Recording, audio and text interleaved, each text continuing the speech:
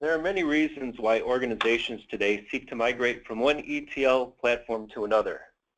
However, these projects are often complex, and organizations facing seemingly insurmountable obstacles often delay or even shelve these projects. Hello, and thank you for joining our webinar, Accelerating ETL Conversion with Automation. My name is Nathan Nichols, and joining me today is Shahab Kamal, our EVP of Solutions here at Bitwise. Before I pass things over to Shahab, who will be talking about an automated approach to ETL conversion, including discussion on ab initio, data stage, PLSQL, and more, I'd like to provide a brief introduction to our organization. Bitwise is a data management consulting and services company. We help organizations meet their analytics, advanced analytics, and visualization requirements by providing a complete end-to-end services for business intelligence, data warehousing, big data, and enterprise applications. What truly sets Bitwise apart is not just our 20 years experience of helping Fortune 500 companies meet their most pressing data challenges, but also our dedication to developing unique tools that automate and accelerate complex processes, including ETL migration. At the conclusion of this webinar, we're going to open things up for an interactive Q&A session. So please feel free to send your questions via the chat feature to me, and we'll get through as many as we can. And of course, you can always contact us via email at sales@bitwiseglobal.com with any questions. So with that, I'd like to pass things over to Shahab. Shahab? Thanks, Nathan. Thanks for the introduction. Good morning or afternoon, wherever you are, to everyone. So why do we migrate? And here's a collection of reasons we hear from most of our customers who approach us for this migration. The biggest reason we have come across is normally because of mergers and acquisitions. An organization ends up with multiple ETL tools. Now, that itself creates a variety of problems. Cost being one of those, because now you're maintaining two licensing, support for two separate ETL environments. You're maintaining two separate skills across the organization.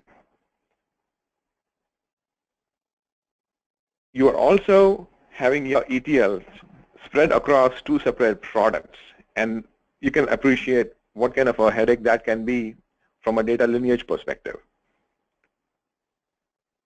And then overall complexity of the environment increases because there are certain features in one product which might be superior to the other, but that cross-pollination is always a challenge. And lastly, there are reasons to convert in spite of not having multiple products in your organization. We have some customers who are on ETL tools which are not upgraded to the latest features, and they want to start using what's available in today's, in the Informaticas and the latest features available in the ETL tools. So in that case, also migration makes a lot of sense.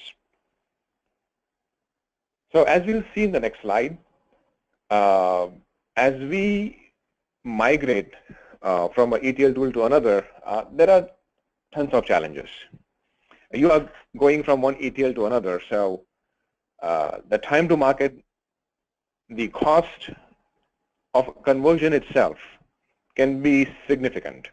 And does that provide the necessary ROI? Because this is going to be a significant investment to overcome the problem of having multiple environments or all the issues we looked at in the previous slide. Does it make sense? Can you pass that through your, through the business or to your organization, the ROI of actually converting, consolidating across one tool? Because there is going to be a cost to do that. Rewriting all the code manually there's significant cost because it's not just writing the code all over again in the new ETL environment, like say in Informatica, but then testing everything end to end. And testing of ETLs, as we all know, is not exactly easy because of all the test data generation that's required, all the comparison across huge data sets. So it's not just the writing of the code, but also testing can be a huge effort. And also it's very resource intensive.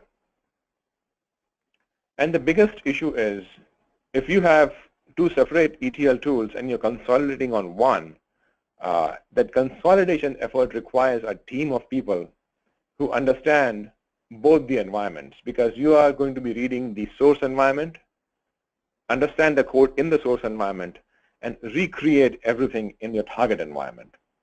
That can be very time consuming. And also having that kind of a skill set is going to be a challenge. You can of course cross-train let's say a data stage developer into Informatica and have them have multiple skills, but still there are certain challenges associated with that. So going to the next slide, we'll see that as we convert, what's the value proposition and the reason for this webinar today that Bitwise can provide. Right? So we have ETL capabilities, expertise built over 20 years. We have been in the data space and ETL data warehousing space for the last 20 plus years, actually 20 years this month. So we have built this capability where, and as you are aware, we can read ETL from any source environment and recreate the same ETL on any target ETL product.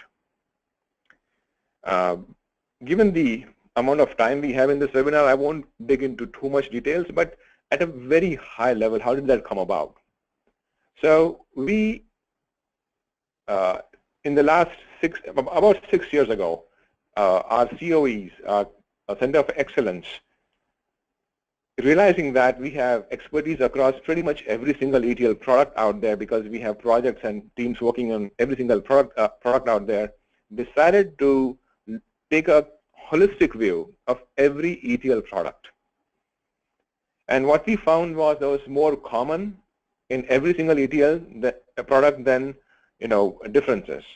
So what we created and what we call today as the hub of our conversion architecture is a superset of all ETL functions and features and components and every possible component of every ETL product into a XML-based hub.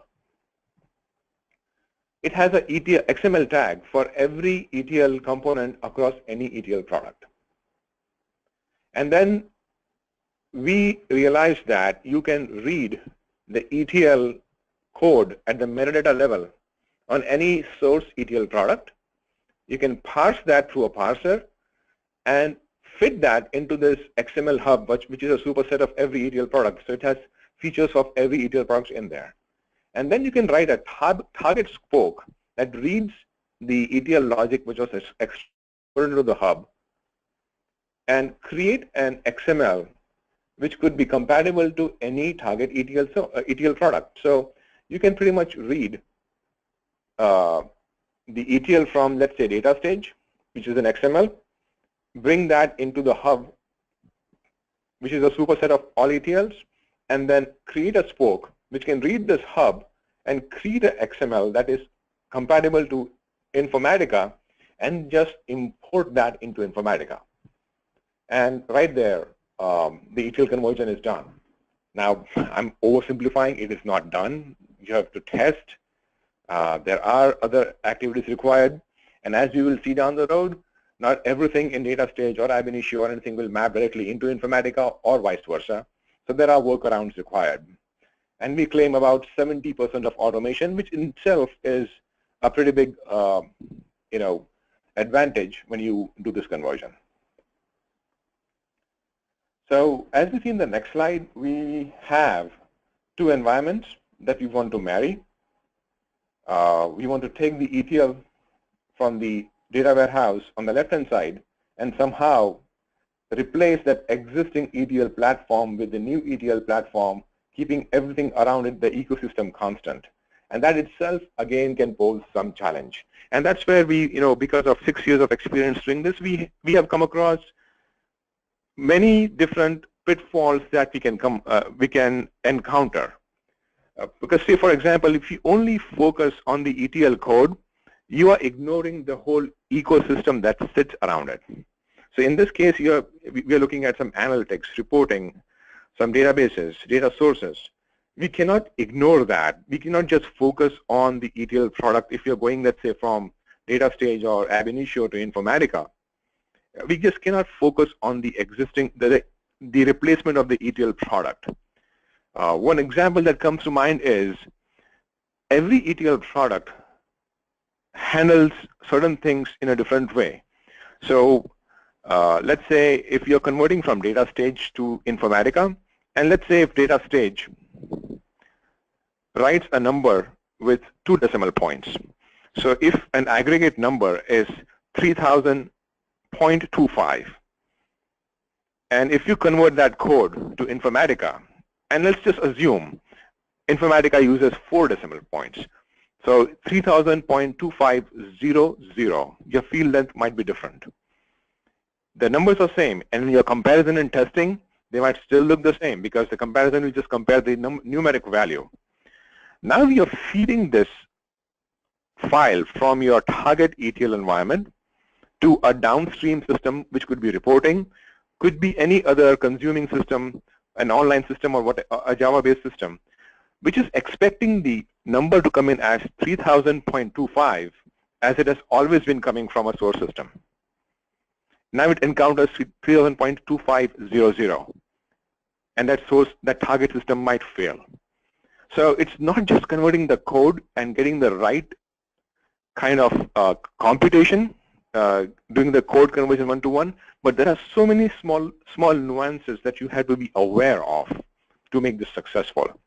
And that's why, so it's not, we just don't offer a magic bullet with this one black box that you press a button and you get source to target mapping and your ETL conversion is done. But we also offer these years of experience where we come across these situations like I just described, which avoid the pitfalls that might occur after the conversion is done. In the next slide, we'll see very briefly the architecture of how this works. So as I earlier and spoke architecture. So we have source parsers. I just earlier talked about the ETL hub, which is a superset of all ETL components, functions, what have yous. So that's what we call the ETL conversion core in this slide. You have an adoption plugin. What that does is it will parse. It's just an ETL. It's an XML parser or parser of any script. It's a script parser basically because it can parse a XML, say from data stage, or a KSH from an ab initio, or any other format in which the metadata for the ETL is stored in a source ETL format product. And it will convert that into a format which is understood, or rather in the format of the superset which is sitting in the center, which is the hub of the product. After that, there's a target parser, which is what we call the generation plugin over here, which has a rule processor. So it's not just one-to-one mapping. Like if you come across a certain component, let's say a sort or a reformat in a source ETL product, you just plug in with the same XML tag for the same kind of a component in the target, which might not be the best way to do it. So in this rule processor, we try to put in some intelligence. Because of the experience we've had with the products, we understand that a certain ETL component on the source ETL product is better off if we use a combination of 2 or 3 separate components in the target product. So in this rule processor, we build the intelligence so that every time it comes across a certain function component or anything in the ETL, on the source ETL, it will not do a one-to-one mapping to the same component on the target side, but do this workaround automatically. And then you get a much more efficient code which is more adapted to your target ETL environment. So just taking what worked for data stage and dropping it on top of Informatica will work, but will it work in the most efficient manner? Probably not. So whatever intelligence we have about how Informatica works, we will fit into this rule processor and make the conversion as efficient as possible. So that's the beauty of, it's not just a straight parser that will just read the source ETL and generate exactly same thing on the target. That would be not the best way of doing it. So we do add some intelligence along the way. So that's one value add. And the other thing is we've come across a lot of situations along the way. And one of them is what I described about the number formatting. There are so many others we've come across. So we also are aware of those, and that also is built in here and also built into our end-to-end methodology for conversion, where those are applied during testing of these target applications. So in the next slide, we will now actually see this is our methodology. How do we go about this project? It's not, we come in and do an assessment first. So it's not like we are proposing a black box. This will read the source ETL and write the target ETL. We do an assessment, and we have an assessment script called schema. It's another utility we have written, which can pass through the entire sandbox on the source side and give you an assessment of how your organization has used a particular ETL product. So if you're going from ab initio to Informatica, we'll parse your and the same ETL product can be used in a variety of different ways by different organizations. You could make it as complex as you want to, and sometimes, we developers have the tendency to do that. But then it doesn't really add a lot of value. At the same time, it could be something that's been used in a very straightforward manner. But we have to understand that upfront. How did the organization use a source ETL product? A utility called schema gives you that information. Here are the components that you've used most frequently. Here are the functions you use most frequently. Here are the pitfalls we'll have if you do the conversion. And then we tweak our rules engine to take care of the way your organization has used the product, so that when we convert it to the target ETL environment, it will be tuned to do the conversion the way your organization functions, because there could be specific functions that your organization actually uses which no one else does, or some custom functions or code that was written by your organization, which we want to bring in the right format. So all of these things are first in the assessment phase. Then there's a conversion automation phase where, it's basically that's where we parse the source of your ETL, put it into the hub, and convert it to the target environment. Now, we claim 40% effort saving because it's not just converting the code. In spite of the rules engine, you still have to, and we believe we do have to go in and do some manual checks to make sure that the code that was generated is the most efficient. For simple ETL graphs, for the most part, we do find that it is straightforward. For the most complex ones, it's always a good idea for an experienced Informatica developer on the target side, if you're converting to Informatica on the target side, to go in and take a good look at the code. So that's where, even though the code might have come in completely automated, but we do believe that that's one step that's required. And the other step is the testing, and that's also factored into this 40% effort saving. So testing being a constant there, even though the code might convert with an 80% efficiency, the testing effort might bring down the overall effort saving down to 40%. And then we have this test automation. The earlier step I talked about the unit testing. Now we have the whole end-to-end system testing that's required to be done. So we have some automation tools that we use. We have another product line called Quality Eye that integrates very well with this ETL conversion tool. So we can compare large data sets with a high degree of automation. It's a tool that's built on MongoDB. I guess that's the subject for a separate webinar, but we also bring that to the table over here. So even the testing effort does go down significantly if we use that product. So if you look at the end-to-end savings, in our experience from the effort perspective of not the code, but taking a live system on the source environment and putting it in production live in the target environment, about between 40 to 60% will be the overall effort saving. Not just code conversion, but the overall effort saving. So it pretty much cuts the effort required to convert to a target ETL in half. And that's the value prop where we feel that the investment in consolidating multiple ETLs into single ETL now does have a better chance of acid test, because the effort to convert is now almost cut in half, including the testing. So that's where we feel this service we offer has been successful with the clients that we currently work with, because they were able to make the case to the management that if we consolidate, it pays off in the next 2 years or 2.5 years just by the license saving cost. And then it pays for itself for every other, so many years after that, that you keep using the same one common tool. Not to talk about the complexity of maintaining multiple tools or the lineage problem you'll have for multiple tools.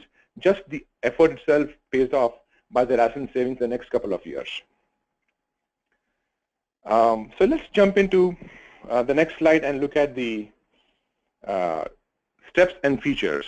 So it's again the same thing that I talked about. The assessment is what I talked about earlier. We come in with the assessment with schema. We don't propose that you take the whole ETL environment of like 5,000 ETLs and do a big bang approach. So we do understand that there is this initial resistance to actually convert all the environments. So we do a small proof of concept, and this is how we engage in a services model where we take responsibility for the results, and we even are willing to, after the proof of concept, after the assessment, bid a fixed bid for the entire conversion, and then go into it in a phased manner. So we can take one application at a time, maybe a 300 or 400 ETLs in that application, convert that, have it go live in the target environment, and then it's a journey from that point forward. With that, let's jump into the demo of one of the ETL tools.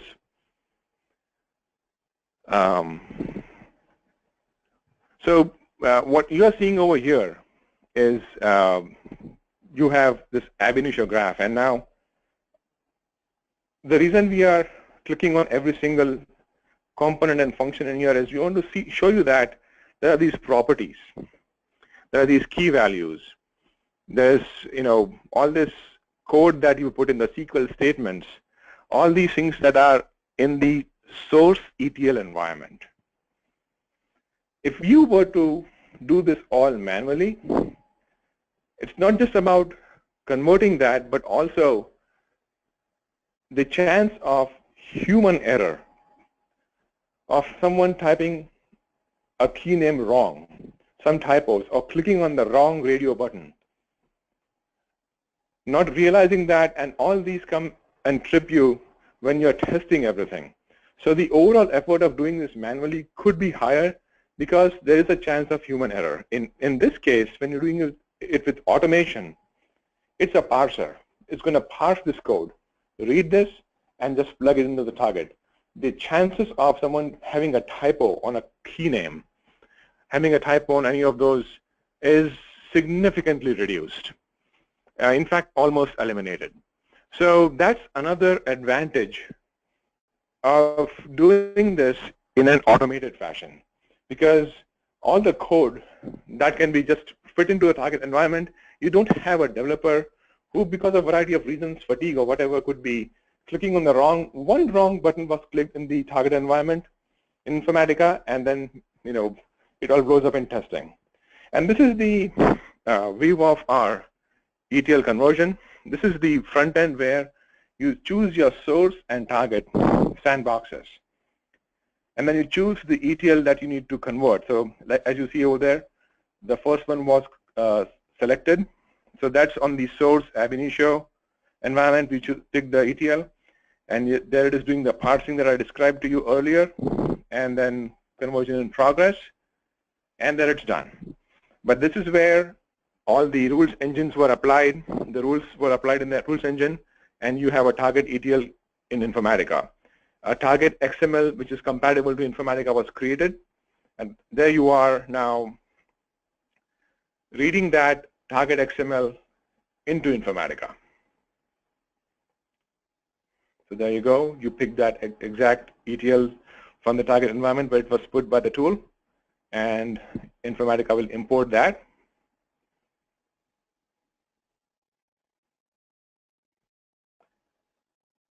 And just like that,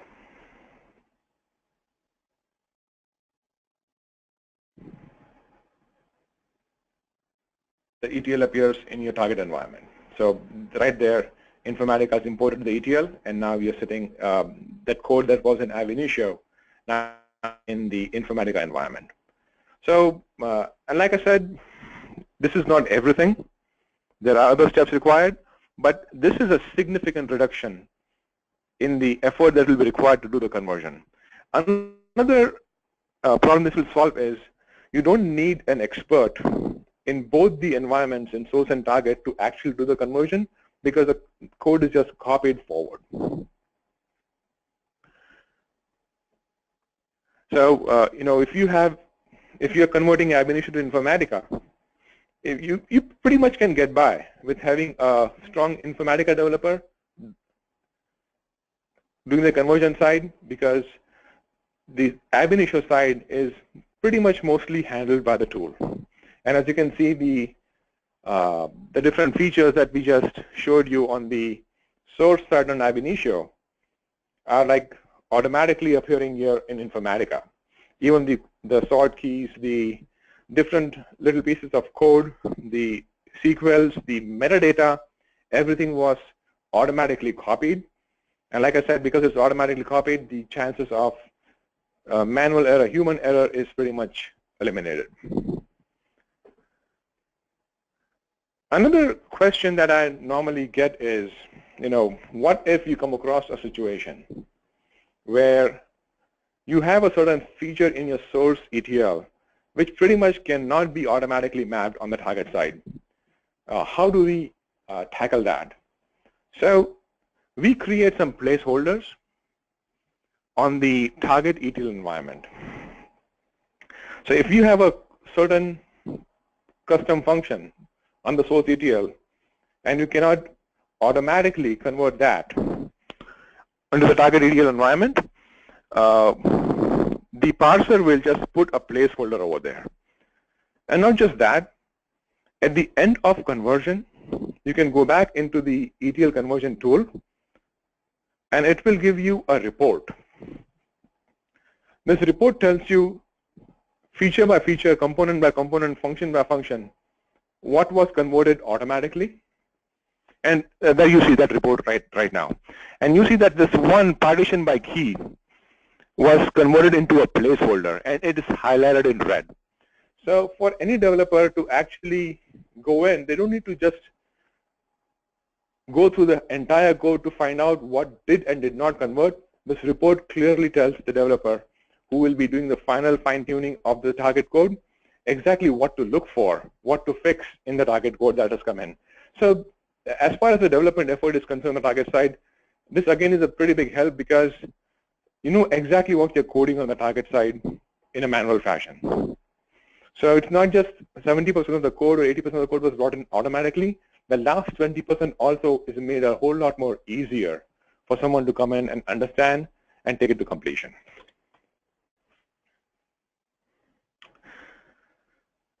So that's pretty much how the whole conversion works end to end. And as we go to the next slide, we very briefly talk about a conversion case study of a customer, a Fortune 100 company. and they wanted to convert all of their code from Ab Initio to Informatica. This was about a one-year project because, like I said earlier, we don't do everything in a big bang. We identify one application at a time and go one, in a very phased, in an agile manner. So this customer is now almost 60 to 70% on Informatica, and they should be at 100% level by the end of this year. So just overall about how a customer with about 1,500 ETLs in less than a year were able to go from one ETL product to another. And one thing to be mentioned about this this one customer was they're in the retail space, and a lot of their calculations for pricing was done inside the ETLs. So it's not the number of ETLs, but how complex every ETL was. And they did realize upfront that if they had to recode all the pricing into another ETL product, that would be a non-starter, because the amount of code that was crunched into these 1,500 ETLs was just stupendous. So writing all of that all over again in Informatica would just absolutely kill their ROI. But because of the automation that we put in, they were able to convince the management that that investment makes sense, because they would be able to convert within a reasonable amount of time and a reasonable budget. And we are pretty much 70% done over there right now. And going to the next slide. Here's another demo of, because we just showed you Ab Initio to Informatica, how about converting something else, just data stage? And about the same thing that we talked about earlier, that here's different components in data stage, read files, you have sorts, same kind of properties. So all this metadata with the key structure, all of this in data stage, in that one step, can be brought into Informatica. So it doesn't really matter what source ETL you read. In the end, what we have found in our experience that most ETL products have more in common than difference. And the ETL, as far as the coding is concerned, resides more on the metadata level.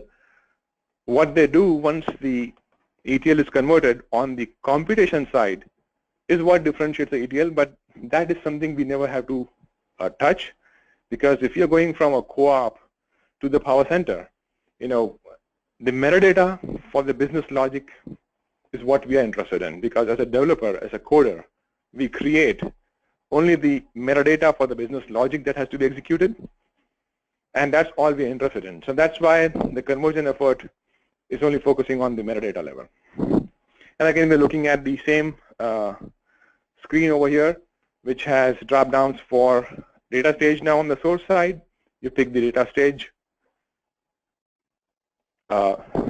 sandbox.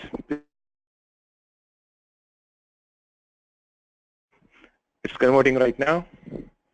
Conversion completed. An XML was created with the rules-based parser. It is substituting data stage components with the equivalent, most efficient Informatica components. And then you go back into Informatica, import into Informatica, and then you're done. So significantly simplified the overall conversion path.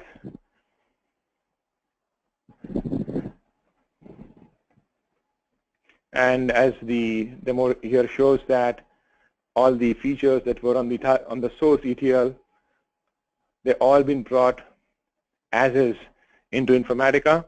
So minimizing any kind of manual effort that will be required afterwards. And I do understand it cannot be eliminated. You will still have to go in and actually do some manual changes in the target ETL file, but a majority of that code is already brought in. The most important part is a developer doesn't have to now start imagining the whole structure of the ETL and then start building it component by component. The entire structure is brought in. You're only tweaking a few pieces here and there. So that effort for even the manual conversion is extremely low.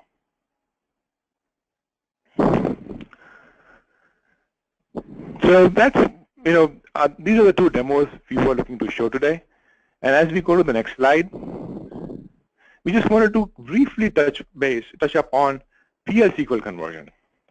So we have talked to a lot of our customers who are now looking for converting all their legacy PL SQL into Informatica or any other ETL tool.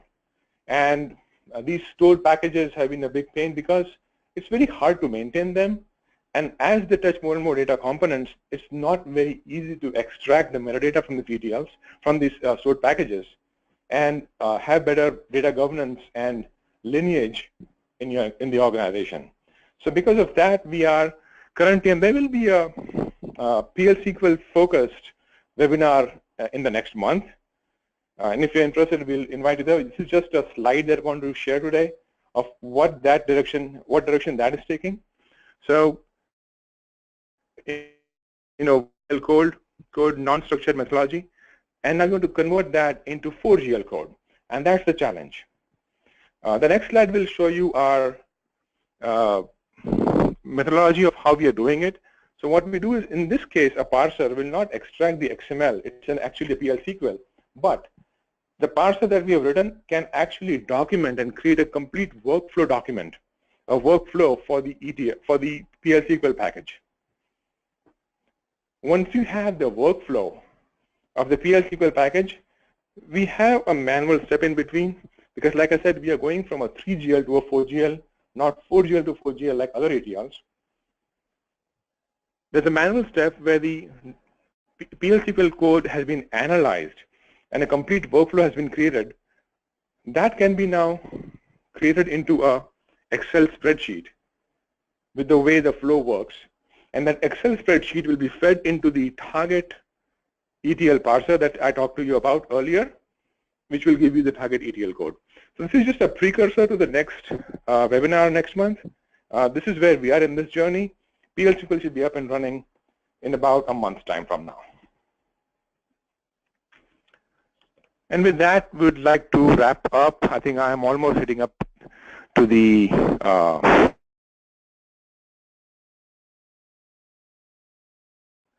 extracted some value out of what we were able to show you today. Here's a list of our customers today. All of them have, in some way or other, been touched by the ETL conversion that I just talked about. Not exactly from ETL to ETL, but in some way or form, they are in different parts of the journey on the conversion of their legacy environment into the new environment, and we provide the automation in getting them converted. With that, I think I'll hand it back to Nathan to take us through any questions that might have come up. Great. Thank you, Shahab, for that detailed presentation on ETL conversion.